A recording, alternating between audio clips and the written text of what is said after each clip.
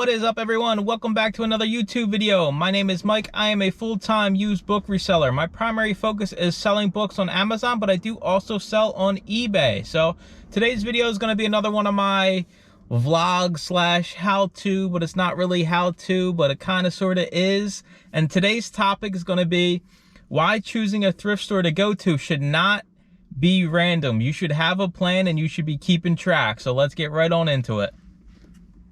All right, so you're probably wondering, why should you care about what thrift store you choose to go to on any given day? Well, the simple answer is efficiency, especially when it comes to looking for and scanning used books. So the whole point of scanning books is you want to scan new books every time you're in a thrift store. So you don't want to keep going to the same thrift store time and time again, maybe once or twice a week. I know some people don't have a lot of thrift stores to choose from, but most likely if you're going multiple times a week, you're scanning the same duds, you're scanning the same crappy books. So you're not spending your time the best way you possibly could. So I'm gonna give you guys a few little tips and tricks that I kind of do. Now, around me, I probably have about 25 different thrift stores I go to. Now, it depends on you as a person, how far you're willing to drive. So if you're willing to be serious about having a book business, you should be at least willing to drive 1 hour. So if you're willing to drive 1 hour out to a place that has, maybe it's a city that's a little bit of ways away that has a few thrift stores, you definitely should be willing to drive at least 1 hour, in my opinion. First off, you're gonna have all your car write-offs and everything like that when tax time comes. So it's not like, you're wasting all your money. You're gonna have these write-offs and everything. So don't think about it as, oh, the gas is $10 a gallon and I'm gonna lose so much money. No, think of it as, hey, I'm gonna get to go to these thrift stores. There's gonna be new products and you're gonna find more, I promise. So I have thrift stores just like that. There's some thrift stores that are an hour, some are even a little bit over an hour away, that I frequent, but I don't frequent them often. And that's the big point of this whole video is, as you go to these thrift stores, you understand almost how often you can go to them to where you're always seeing new inventories.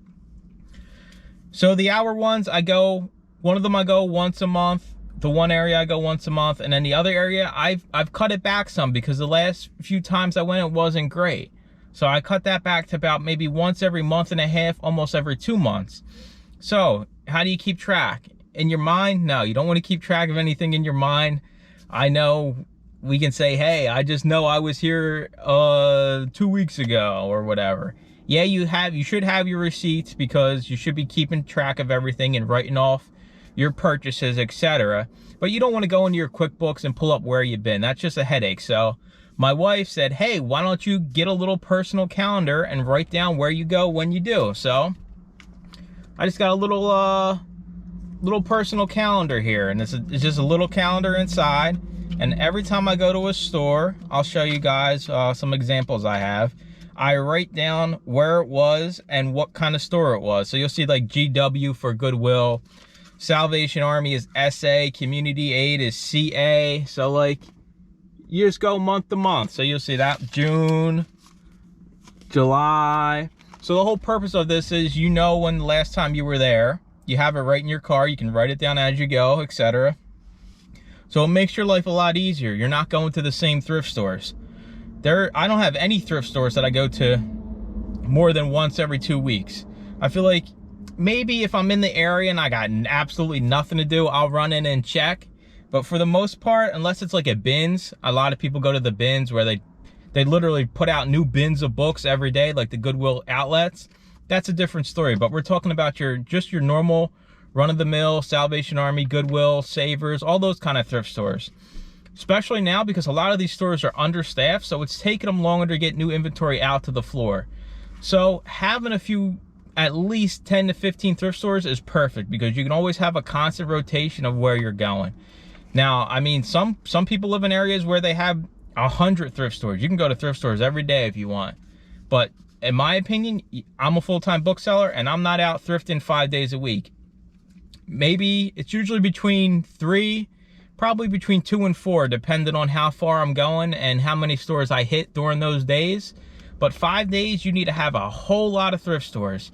You could go 5 days, but I'm not gonna go and scan all the same books that I already scanned. So letting stores change out inventory is a huge factor. You don't wanna keep going to the same thrift store. First off, you're gonna get pissed off because you're not gonna find anything because you're in there 4 times a week scanning. And if you do, it's only gonna be 1 or 2 and it's still not gonna be worth your time. So I would recommend getting a little planner. You get one of these things from the dollar store probably. And just start tracking where you're going, you know, write down. So you can say, hey, where should we go today, Mike? Well, let's see. We were at the Harrisburg Goodwill on the 6th. So we haven't been there for 2 weeks. So, well, let's go there. We haven't been there in 2 weeks. We know that, hey, them books are there waiting for us. It's been 2 weeks, you know, like, this is like, you just gotta get in the habit of keeping track of where you're going. Don't make it random. Don't say, hey, let's just go to this Goodwill today just because I feel like going to this Goodwill today. As a business owner, and that's what you are, you're selling used books, you have your own business on the internet, you got to be efficient, you got to be smart. You don't want to waste time, you don't want to waste hours of your day, you know. Yeah, you can get in and out of stores quickly if you're just scanning fast and getting out, but it's still a waste of time if you're going in and you're scanning all the same books that you scanned 3 days ago, 2 days ago. So I just wanted to make this video so you guys understand that it's just not random when I go to a thrift store. I'm just not like throwing a dart at a board and like, hey, all right, well, we're going to this one. No, I got a plan to exactly what I'm doing, and I recommend everybody doing this because honestly, since I've started doing this and keeping track, you get in a rhythm of, you know, basically a schedule, and you understand when the new books are coming out in stores. So I have stores that I go to every week and a half, every 2 weeks. I have stores I go to every 4 weeks, every 3 weeks. And as you keep going to these stores, you'll realize how often the inventory is turning over, how profitable a store is, how profitable a trip can be, especially if you're driving an hour. You don't want to drive an hour to one thrift store. That's you're playing with fire. Unless maybe the first time you go, it could be really good, but I would not recommend just driving 1 hour to go to one single thrift store because you're putting all your eggs in one basket. Now, when I drive an hour, I have multiple thrift stores that I hit when I get out there, and then I got a few I can hit on the way back. So you got to plan things out. You don't want to just be some crazy person deciding, hey, I'm going to go drive an hour and a half to this thrift store today. It's not going to work out for you. So hopefully this video helps somebody out.